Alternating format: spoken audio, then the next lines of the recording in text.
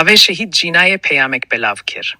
Emce demînî bavê şehîd Jînayê li sêyemîn salvegera şehîdkirin a Jînayê de li tora civakiya Instagramê de peyamek belav kir. Li vê peyamê de hatiye cîna rohniya cîhana min navê te her li ser zîmanan ku li dilê her mirovekî de cih girtiye. Hervîsa navbirî îşare bî vê yekê kiriye ku salvegera Jînayê di 25 şermanana 1404 rojî dibe. Lêlî vê peyamê de hurdekariyên vê rêwresmê nehatine ragihandin. Gora şehîd Jînayê li goristana ayçî ya bajarê Segîzê li Rojhilatê Kurdistanê de ye û berpirsen rejîmê li wan.